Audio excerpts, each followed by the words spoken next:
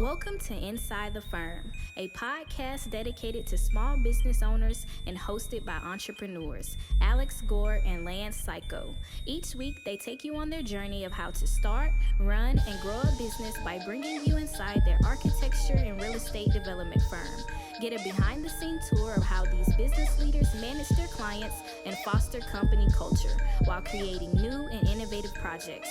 And now your hosts, Alex Gore and Lance Cayko. Welcome to another episode of Inside the Firm. We have a good one for you. It's called Why You Should Network with Your Biggest Competitors. But before we get into that, also, I have something I want to bring up to Lance and our audience. Is this dumb or is this brilliant? Whoa. You be the judge. We're trying to be as clickbaity as we can. Yeah. Doesn't always work out.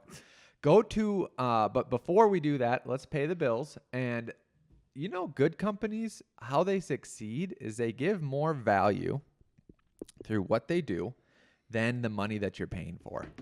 And either Revit Rocket Ship or Build a Better Co. will do that for you. Go take a look at either one. All I ask is to go on there, check out if it's right for you. Revit Rocket Ship will increase your Revit skills, increase your firm skills, and get everyone on the same page, and even have F9's template that we've refined through the years. Build a Better Co. will make it so that you can refine your business and work better, work smarter, and not work harder, but also increase what your firm is bringing in. Go to buildabetterco.com, see if it's right for you. ArCAD.com is your one-stop specification for CAD details, BIM content, and so much more. Whether you're an architect, engineer, or contractor, ArCAD has the tools you need to streamline your projects and stay ahead of the curve. Best of all, it's completely free to use. Start your next product search on ArCAD.com. That's ARCAT.com. Al, back to you. I believe you're next. Yes, so the headlines of this. Okay, so people complain about IKEA. Yeah? Oh my God. Did I get April Fools? I almost think I might have. We'll have to look into this. That's so funny. Okay, this is awesome though. This is awesome. Here's the graphic. Look at it. We're April Foolsing 10 days too late. Yeah, but that's all right. People complain about IKEA. There's probably a point we're gonna make. There is a point. Okay. Because people get lost in IKEA. Because you want to take the shortcuts or you have to meander through and do all this stuff. IKEA stores are huge. So it was made on April 1st. I'm just trying to get those crappy Swedish meatballs at the end. Yep. IKEA to build a 2 kilometer long store that is impossible to get lost in. And then if you scroll down, Lance. Nice. It's just one line. It's just one line. That's cool. Yeah. Scrolling down. You see the floor plan? Yeah. Where's the Swedish meatballs? Their meatball store on construction. Look. IKEA has long been famous for its maze-like store layouts, with its influence over shopper psychology, believing to be a major part of the company's global success. Yeah. This is hilarious. I didn't even realize it. Good job. Until when did you find this? Oh, probably like a week ago. Oh, like on April Fool's? Like around April Fool's? Probably around April Fool's. That's funny. But I wish they would do this. Honestly, why wouldn't they do this? Because this is what the government should do. If the government is IKEA in its natural state, which is this convoluted maze, then this is what they should. This is a good analogy for what the government should do with all of our processes to streamline things. Yes, simplify, restructure. Speaking of that, we'll transition because honestly, this is what I heard from my Build a Better company group. On the tariffs? We're going to the tariffs? No, not tariffs yet, but you talked about the government. So the government, they're doing this in Boulder County too. They'll say any ditch now, if your land is on any ditch, it has to be reviewed by the Army Corps of Engineers. So they just made every ditch like a big deal. Like an irrigation ditch? Yep. Ditch companies. Wow. Yep. Well, yep, exactly. Anyways, this is over in Philly and all that. And it's not the Army Corps of Engineers. I think it's a state-run thing. And they did the same thing, any streams, anything like that. So you're building a house. Have a piece of land, and 200 feet away, a stream runs and touches that corner, but your house doesn't. Now it needs to be reviewed by this environmental agency. Well, they're so backed up and getting cut that they're saying we're only reviewing, like big state projects, just massive projects that, just think that a county or a state would do, right? We can't touch any residential projects whatsoever. So my question was them was, oh, so then are they then saying you don't need to do this? No. They're just saying you can't do this now. If you have any Jeez. Well, yeah, that's a pretty draconian. What is this, a federal thing? This is a federal thing, obviously, because what? Exactly, Lance. No, exactly. That's not fun. Exactly. They should just do the IKEA model, all linear, whatever we're doing. Streamline. Okay. Everybody's talking about the tariffs, and I just want everybody to keep a phrase in mind. I had a breakfast with a colleague. What we're experiencing right now, I think this is a shout out to Rhett. He quoted it perfectly. He goes, business is good. We're talking business, obviously. We had breakfast. He owns a firm up in Fargo. We own firms down here, obviously. And I was like, well, how's the economy up there? Pretty good. It's okay, actually. It's just like, here's what we're experiencing. We're experiencing the Biden hangover and the Trump anxiety, right? Ooh. And that's the best way to put it, right? It's kind of okay-ish with Biden, so now we're hungover from that. And then we're like, yay, party time with Trump. And then we're like, just kidding. A lot of anxiety, this guy. Trump anxiety. Yeah. Yep. Which leads us to the tariffs here. So just a quick recap. Trump announced sweeping tariffs on every single country. That was last week. And then basically on Wednesday this week, stated all those countries that came to the negotiating table, we're doing a 90-day pause and putting them at 10%. Those that didn't come to the negotiating table, which is China and Canada, and didn't reciprocate by increasing.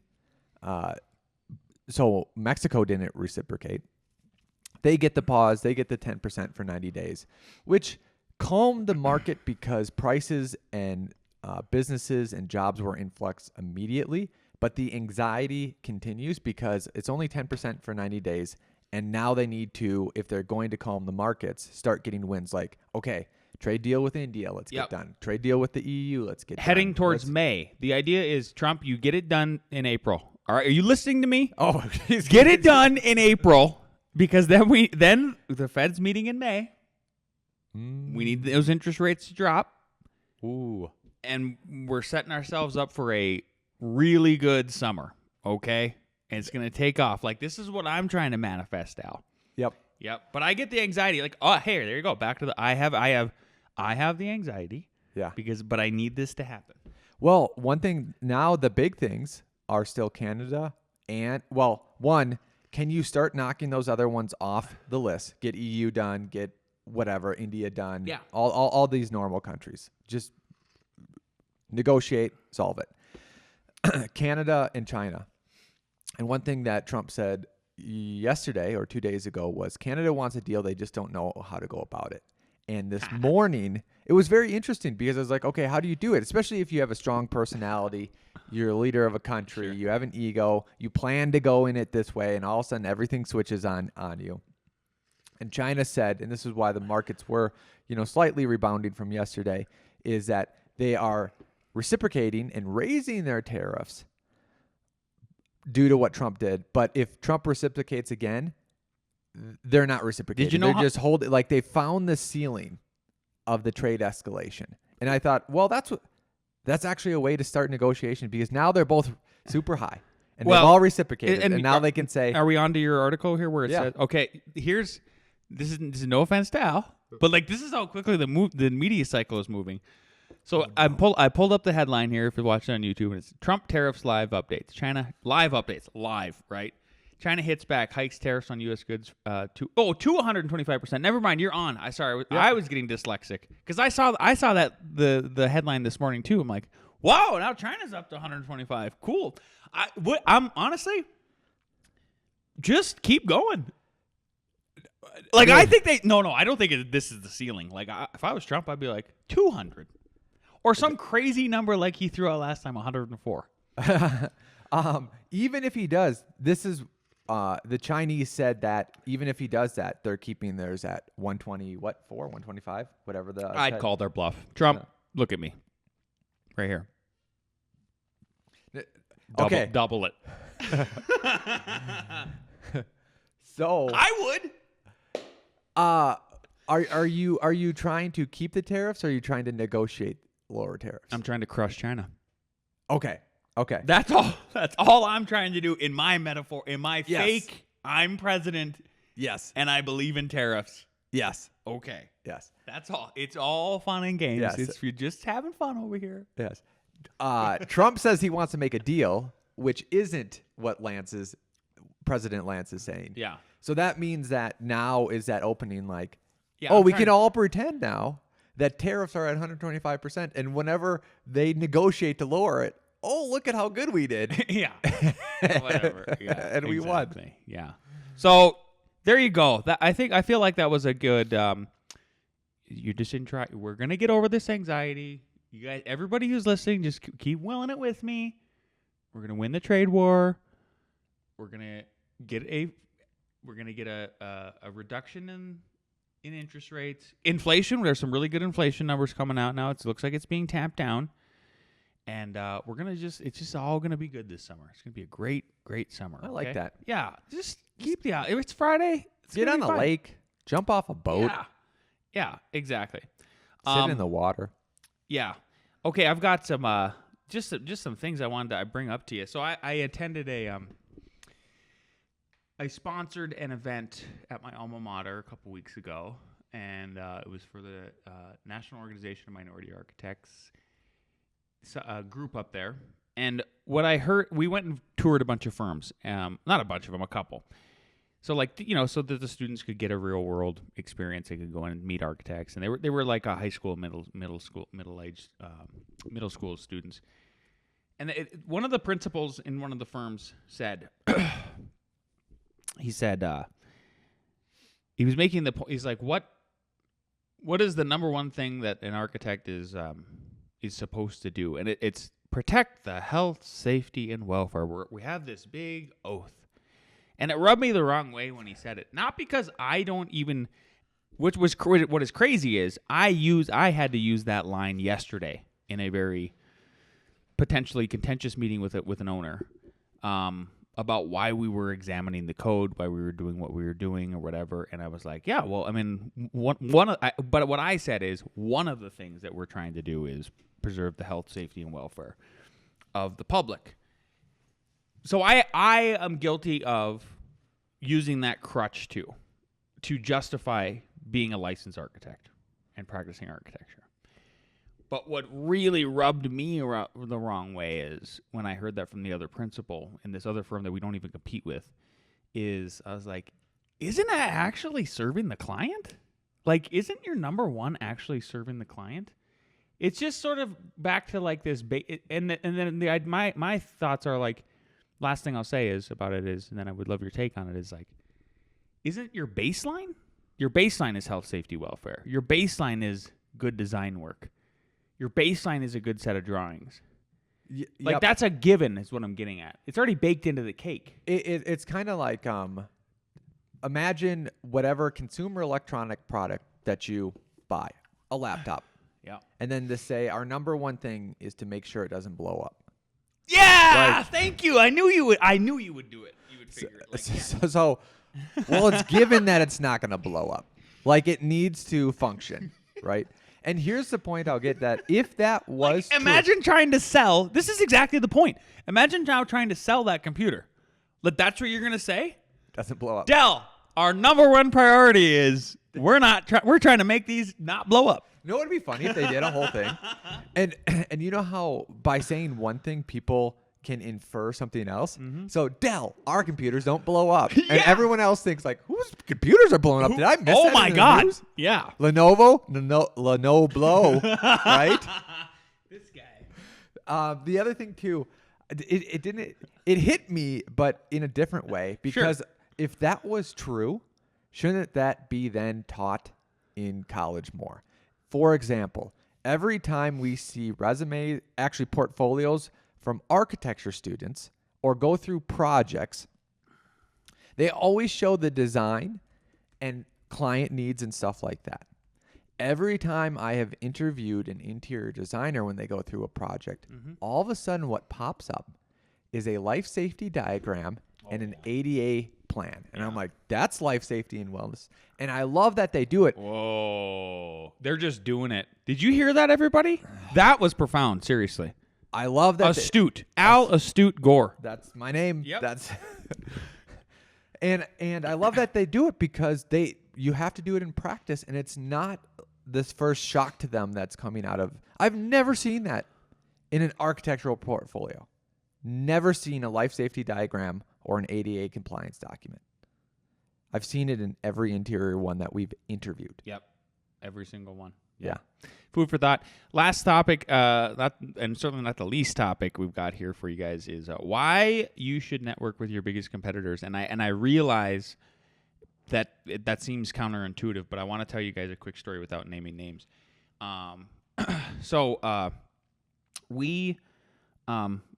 We identified one of our biggest competitors because they beat us at a competition lately. And I was like, how dare they? Yeah, well, I was just like, whoa. And I've never heard this name of this firm. And so I looked them up and I went, oh my gosh, interesting. There's no website, but their Instagram following is on fire. And I was like, wow, that's where they get it. That's where they're getting all their business. Like I feel like there's something I can learn from them. And then the other thing I looked at too when I looked at all their work is I was like, it seems like it's mostly interiors and high-end residential. And boy, then I went and read all the online reviews, and it was just nonstop 5-star reviews. And I was like, they seem like they align with us with customer service, which is kind of what we just talked about. And I'm like, man, if there's anybody that I would feel comfortable referring who is my competitor for work that I don't want to do, and if there's anybody that I feel like would feel comfortable referring us for work that they don't want to do, and it seemed like, wow, I bet they get commercial inquiries. Maybe they don't want to do commercial. I bet they get inquiries. I bet they are picky because looks like they're only doing super, super high-end stuff. We're okay with middle to low-end stuff. It still pays the bills. We're still serving the client. We're doing our job to the public. We're keeping things going. In tough times, you got to have all this diversity of work. You can't just pick, because if you're a beggar, you can't be a chooser. Not that we are, but we're always trying to make sure keeping that boat going. So I reached out. We had an amazing lunch, and my predictions were correct. So I think there are opportunities for you to network with your biggest competitors, and I know Al has too. You've met with people. Yeah. Well, I mean, Scott Rodwin is our competitor, and he's awesome. He's awesome. He fights against too much government overreach, design, build, open guy. So I'm sure if I wanted to call him and ask him a question, if I needed to, he'd just answer it. Because here's the thing. Here's one of the things. Let's say you guys are doing your competitors are doing the exact same work as you. I think it's still worthwhile to potentially meet with them and say, hey, is there any opportunities for us to work together? Do you have any engineers you could recommend or some I could recommend? I'm going to rattle off a bunch of examples basically of why it would still be a worthwhile meeting. But the biggest one might be hey, you operate, for example, you have to be probably in a larger metro area like we are, like Denver, Metro, Fargo, Minneapolis. There's a lot of architects there. That's why I say it. Okay, I'm just joking. Minnesota, St. Paul, or Minneapolis, St. Paul metro area. Philly, I love Philly. You get. I'm getting at a major New city. Jersey, love it. Huge fan of Philly and New Jersey over here. Yes, giant fan. Yep. I'm in summer there. Yeah, imagine. Okay. Okay, if you're in a larger actual city. Yeah. North Dakota, you don't count. I'm sorry. You literally don't. You might find that person is nope, I'm comfortable with just Boulder. I'm good. And we don't want anything. For us, it would be 20 miles east or north, whatever. And they go, because we've had listeners of this show, competing architects in Denver, Denver proper, say, hey, I got an inquiry from this person who wants to build in northern Colorado, Yep. almost at the border, and they're like, we're not interested. And they referred us, and it was a great commission. So I just wanted to paint that picture. No, it's very true though, because all jokes aside, that Philly reference, New Jersey reference, the architects that I know there, some of them are like, oh yeah, I'm very keen on these couple, sub-cities, states, not states, but neighborhoods, Typologies, too. Typologies. Yeah. Some live, if you live 30, 40 minutes outside Philly and one person is in downtown, like there's definitely things where, hey, this is my niche. This is my strong niche. And if it's not that other person's strong niche, you can say, I will refer your niche to you and you refer my niche to me. Right? Yep, exactly. So that's all we got for you. Short and sweet. We'll see you next week. If you like this episode, you're watching on the YouTube, leave us a positive comment, like, subscribe. If you're listening on the iTunes, leave us a 5-star review. Send us gifts. We'll see you next week.